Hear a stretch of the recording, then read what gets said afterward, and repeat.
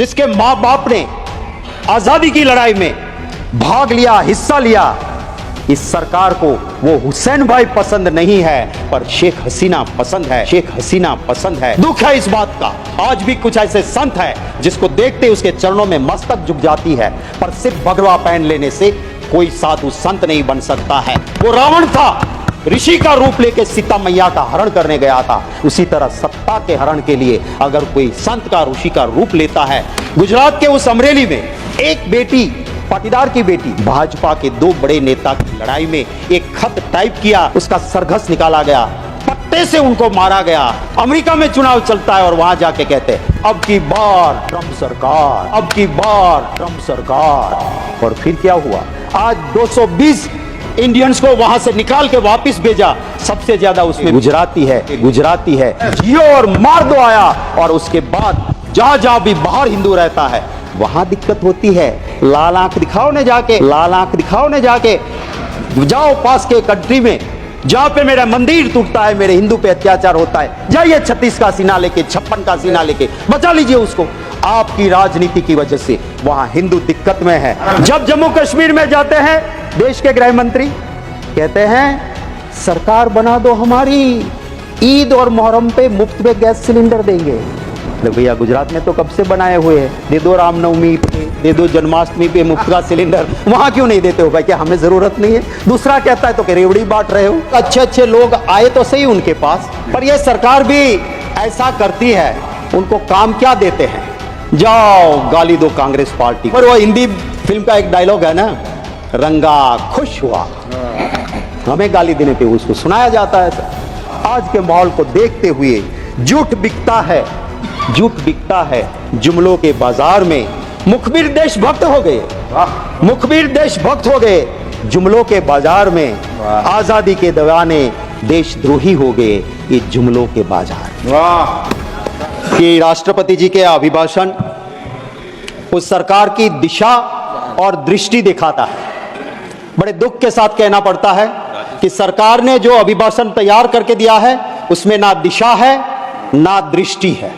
Page 17 अभिभाषण का जहां लिखा गया है कि हमारे सैन्य पे हमें फक्र है। मैं कहता हूं इस हाउस ने, इस देश में बैठे हर नागरिक को हमारी सेना पे फक्र है। अगर हम चैन की नींद सो सकते हैं तो हमारे वो जाबाज जवान दिन रात सरहद पे है, तब हम चैन की नींद सोते हैं। बड़ा दुख होता है सर, मेरे पास इसी हाउस में जो कमेटी का रिपोर्ट सबमिट हुआ था 19 फरवरी 2022 का, वो रिपोर्ट है।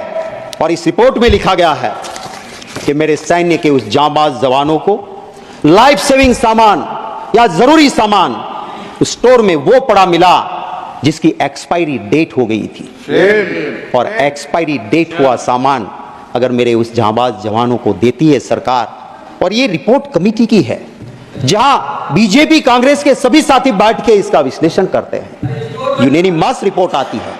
और जब उस रिपोर्ट में लिखा है तो उसका संज्ञान लेके सरकार को, सिर्फ लफ्जों की सजावट तो बहुत आसान है, दिल से भावना होनी चाहिए उनके लिए काम करने के लिए।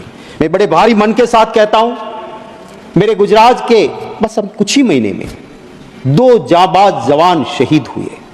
अग्निवीर था हमारा ये जामकंडोना के हंसवड़ गांव का महिपाल सिंह, विश्वराज सिंह महिपाल सिंह सर, उसकी फौज में जिस तरह से काम वो कर रहा था, पता नहीं क्या हुआ, पास में गन की बैरल फटी, ये शहीद हो गया। दूसरा मेरा जाबाज भाई गुजरात का रोहित डांगर, भावनगर के नेसड़ा गांव का रहने वाला, पैरामिलिट्री फोर्स में, जिस तरह से उसकी मृत्यु हुई।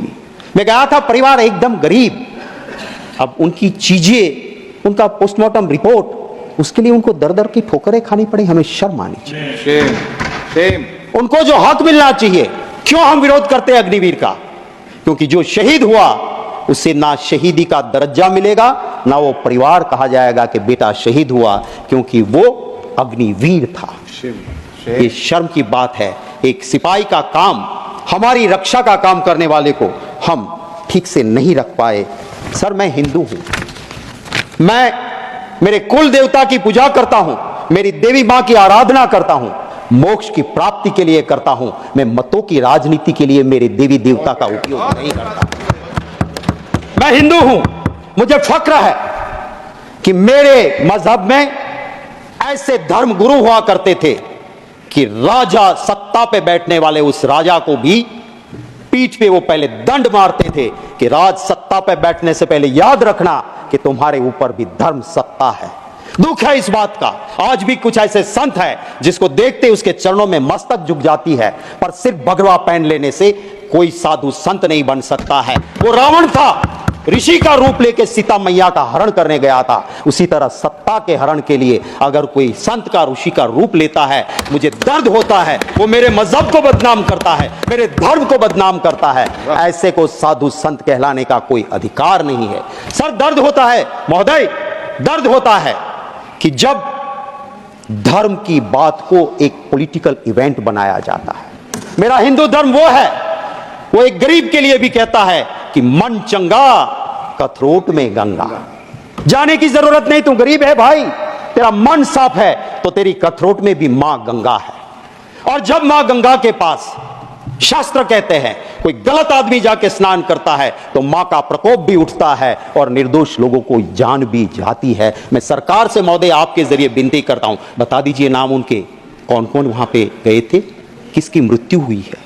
मैं पूरी कांग्रेस का पार्टी की ओर से श्रद्धा सुमन समर्पित करते हुए मांग करता हूं कि पूरी लिस्ट जारी की जाए। दुख हुआ उस वक्त जब मेरे बनासकांठा का एक गरीब परिवार का मालधारी का बेटा, कहीं उसका कहीं से पता नहीं लग रहा था, वो गंगा स्नान के लिए कुंभ में गया था। परिवार रो रहा था, कह रहा था उस नंबर तो लगता नहीं यूपी ने जो जारी किया है। मैंने मेरे ट्विटर हैंडल से यूपी सरकार को टैग करते हुए ट्वीट किया कि इसकी कहीं से आप छानबीन करो और बताइए। दुख है, मेरा तो ऑफिशियल ट्विटर हैंडल है, सर्च करने पे मेरा नंबर भी मिल जाता है। कोई सरकार के किसी भी अफसर का अभी तक एक मेंबर पार्लियामेंट को फोन नहीं आया कि गुजरात से युवा आया था और इसका हमने ये छानबीन की। राजनाथ सिंह जी भी थे वहां पे मुख्यमंत्री, और भी रहे।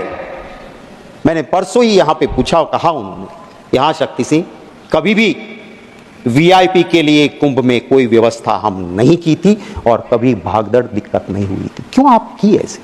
पूरा कैमरा दिख रहा है, जैसे क्रिकेट में वो चीयर गर्ल्स आते, मुझे दुख होता है। मेरे साधु संत मेरे लिए मेरे दिलो दिमाग में रहते हैं, मैं नमन करता हूं, पर सिर्फ वो कपड़े पहन के किसी वीआईपी को नहलाते क्या ये अच्छा लगता है? साधु संत का काम है क्या? दर्द होता है उस वक्त पे, और मां गंगा भी उससे दुखी होती है, ये मैं जरूर कहूंगा। महिला सम्मान की बात अभिभाषण में हुई है। अभी अभी ह्यूमन राइट कमीशन ने एक संज्ञान लिया। गुजरात के उस अमरेली में एक बेटी, पाटीदार की बेटी, उसका सरघस निकाला गया, पट्टे से उनको मारा गया। गलती क्या थी उसकी? एक जगह पे छोटे से पगार में वो टाइप का काम करती थी।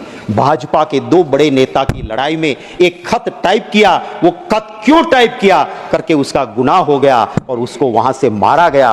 और उसी भाजपा का एक गुट का एक नेता जो एमपी भी रह चुके हैं, वो कल कहता है कि मैं नार्को एनालिसिस टेस्ट के लिए तैयार हूं, अगर दूसरे भाजपा वाले ग्रुप के सामने है वो भी नार्को एनालिसिस टेस्ट करवा ले। तो ये दो, वो कहते हैं ना, हमारे वहां गुजराती में कहावत है सर कि पाडानी लड़ाई में झाड़नो खो। इस मीन्स बड़े दो बुल जब लड़ते हैं आपस में तो निर्दोष पेड़ मारे जाते हैं। भाजपा के इन गुटों की लड़ाई में उस बेटी को प्रॉब्लम हुई। मुझे अभिभाषण में मेरी उम्मीद थी कि मेरा डायमंड पॉलिशिंग बिजनेस जो रोजी देता है, रोजगार देता है सूरत में, वो मैंने पहले आगाह किया था लैब ग्राउंड डायमंड को लेके। मोदी जी जाके अमेरिका जाके वो लैब ग्राउंड डायमंड देके आए, तब से सूरत में मंदी है, लोग आत्महत्या करते हैं। उसको उगारने की कुछ तो बात होगी, नहीं हुई, उसका दुख है।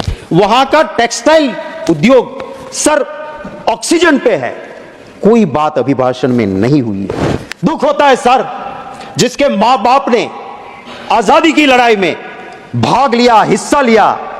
इस सरकार को वो हुसैन भाई पसंद नहीं है पर शेख हसीना पसंद है। इस बात को जब मैं देखता हूं तब मुझे दर्द होता है कि क्यों आप ये करते हो। हमारा संविधान कहता है विदेश नीति में भारत की सरकार कभी किसी दूसरे देश की नीति में कहीं भी चंचुपात नहीं करेगी, ये हमारी विदेश नीति कहती है। और हम क्या करते हैं, अमेरिका में चुनाव चलता है और वहां जाके कहते हैं अब की बार ट्रंप सरकार, और फिर क्या हुआ, आज 220 इंडियंस को वहां से निकाल के वापस भेजा, सबसे ज्यादा उसमें मेरे गुजराती है। जाइए, आ गई आपकी सरकार, बचा लो उसको, रख दो वहां पे।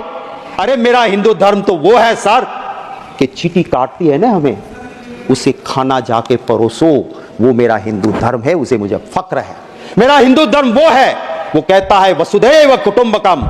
मेरा हिंदू धर्म वो है, वो कहता है आत्मा अमर है, आज आत्मा अगर मरेगी तो किसी और के घर में पैदा होगी। और इसी वजह से पूरी दुनिया में जहां हिंदू गया, जैसे दूध में चीनी मिलती है, मिल गया। कभी दुनिया में हिंदू को कभी दिक्कत नहीं आई थी, पर जब से राजनीति के लिए हिंदू मजहब के सही अर्थ को छोड़ के नया अर्थ निकाला, जियो और मार डालो, मेरे धर्म का मतलब था जियो और जीने दो, जियो और मार दो आया। और उसके बाद जहां जहां भी बाहर हिंदू रहता है वहां दिक्कत होती है। लाल आंख दिखाओ ने जाके, जाओ पास के कंट्री में जहां पे मेरा मंदिर टूटता है, मेरे हिंदू पे अत्याचार होता है, जाइए 36 का सीना लेके, 56 का सीना लेके बचा लीजिए उसको।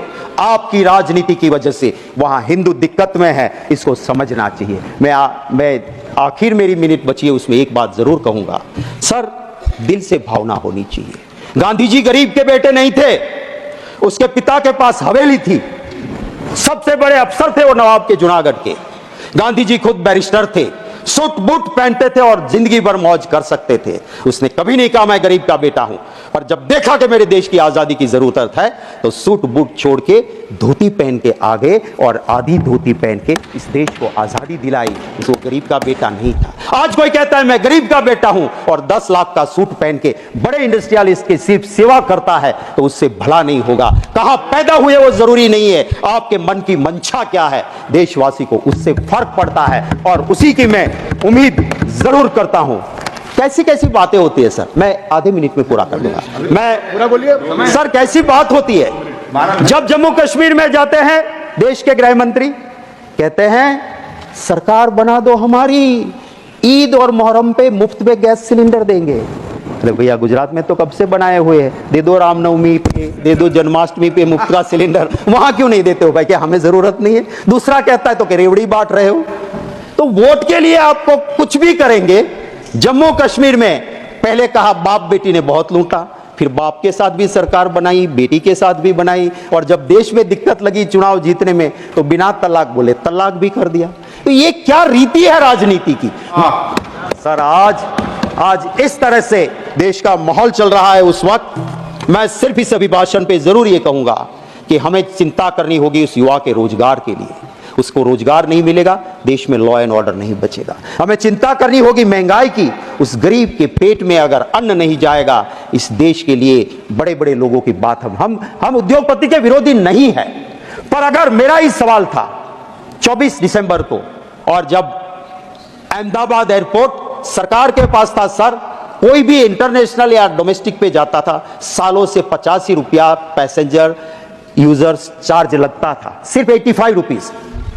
2 साल में आखिर अदानी के पास आने के बाद इंटरनेशनल में 855 रुपये हो गए, 85 to 855, और डोमेस्टिक में 85 रुपये से लेके 580 रुपीज। आप अगर अहमदाबाद से एयरपोर्ट में बैठोगे, डोमेस्टिक में जा रहे हो, क्या स्वर्ग खड़ा कर दिया कि जो 85 रुपया था उसका 580, और इंटरनेशनल में 85 रुपया था उसका 850 रुपये कर दिया आपने। ये जब प्रजा को लूटते हैं आपके दोस्त, तो हम बोलते हैं, हमारे नेता बोलते हैं। यहां से कोई कह रहा था जब बोलते बोलते कि आपके नेता को बता देना लोकसभा में। हम, अरे भैया हमारे वहां तो छोटा कार्यकर्ता भी हाथ पकड़ के राहुल गांधी को कह सकते हैं। आप में से कोई भी बता दे, सच बोले और बता दे आपके नेता को, हरेन पंड्या का जो हाल हुआ था वो हाल आपका नहीं होगा, तो मैं राजनीति छोड़ दूंगा। सच सुनने की तैयारी वहां नहीं है। यहां तो इंटरनल डेमोक्रेसी है साहब, खुल के बोलते हैं, अपनी बात हम रख सकते हैं।